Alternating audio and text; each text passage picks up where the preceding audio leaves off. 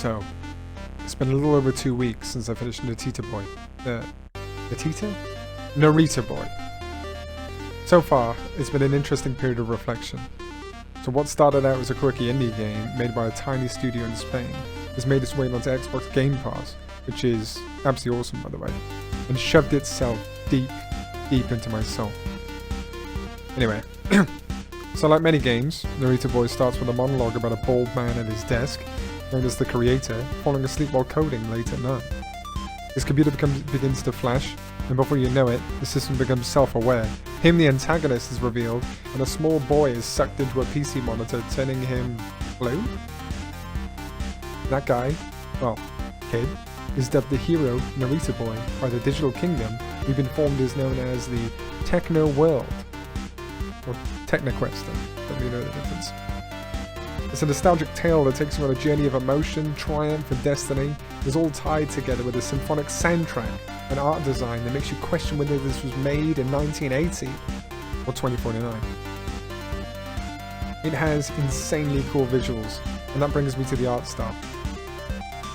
Whether you're cruising through the Yellow World, the Red City, or the Water Temple, which is amazing by the way, there's literally no one that can tell me otherwise on how beautiful, atmospheric, and treacherous the Techno World is. The 80s pixel art style is clean, full of life, and even has a cool CRT style filter you can switch on and off depending on whether you were born in 1972 or 2008.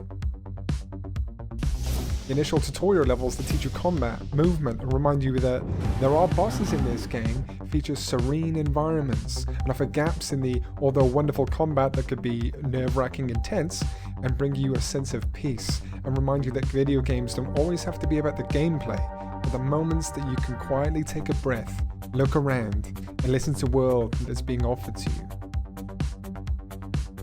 The music itself is insane. I mean, listen to this. I love this music. And that is just one of the awesome songs that are featured. I'm not going to play all my favorites because I pretty much think you should probably go out and enjoy it for yourself and experience it the way it should be by playing the game. By the way, wait, I gotta take a second. So, every week I have a great time on Twitch, you know, and there are some people that I need to thank for showing me endless support. So, this one's for you. Non Famino, Nerd Shrink 88, X24 Caliber X, Twisting Puma 1. I can't believe in my tiny, teeny career, as a content creator, I've been able to accrue supporters that were willing to spend their real life money and buy me 4 delicious meatball subs to help get my creative juices flowing, and for that, I say, thank you. What was I talking about again? Oh yeah. So, swing, slice, smash, surf. Oh yes, and there is absolutely boss music, which takes me to the core gameplay of Narita Boy. It's a combat game, with story-driven power-ups to offer unique gameplay moments, partnered with blasting techno music that make you feel like a warrior. I swear each time I swing the techno sword and hear that sweet swing, it amps me up ready to save the techno world. The game relies heavily on movement during combat, that can be punishing if you're not careful.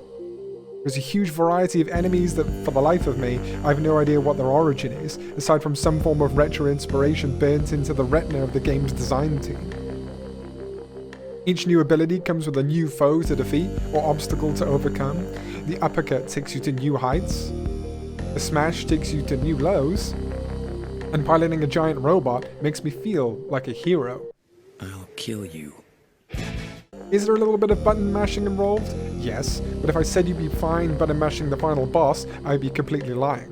Which I obviously succumbed to late at night trying to defeat a boss called The Glove, where I was made to look like a chump live on Twitch because I couldn't work out that I needed to uppercut and hold down to move more efficiently. But I worked it out, didn't I? I have done it. Anyway, the goddamn glove. The mechanics of the game don't offer that much replayability, unless you're a 100%er, but the progressive addition of new enemies, new abilities, and the set pieces that tell you, oh, you were gonna go to bed? Nope. Here's an epic moment, turns this into an epic warrior tale that turns the game into a combination of Tron, Conan, and Hercules in New York, all rolled into one neat little package. It forces a flexible playstyle that ultimately prepares you for the final battle against him. I read reviews afterwards on Steam, and one of them said, "The biggest issue for me is that the main character has zero stakes in the plot, and because of that, I cannot connect to it at all." Bitch, what are you smoking? You are the hero. You are the son of the creator. Your father's world transforms you into the only solution to a world-ending conclusion that looks and calls to you to save it.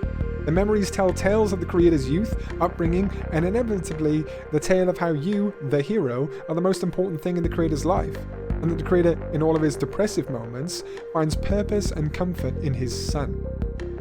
It's a note from a father to his son on the importance of family and how having everything can eventually leave you with nothing. And if you think the stakes aren't high, you clearly haven't read the insane monologues at the tone that they should be read in, or read the memories and thought about them. Rant over. To truly enjoy this game, you need to finish work, strap on some headphones, pour yourself a glass of water or juice or whatever you drink, and take off the emotional armor that you carry and imagine the feelings of the characters with absolute intensity. And in between, fuck shit up with a techno sword. The game is seasoned with character references to the 80s, which I'm sure the studio, who either grew up during that era or drew heavy inspiration from, viewed it as an ideal platform to base their game on. Narita Boy is a game that can be enjoyed by gamers of all ages, but not necessarily all experience levels, with its challenging combat and the horde of stallions it throws at you. Does this game have a happy ending? Yes and no. If you like games that like to keep you guessing, Narita Boy is one that doesn't stop short. And that's it, I think. And I don't think I'll ever forget this game. And with all that said, all I can say is Studio Koba, well done.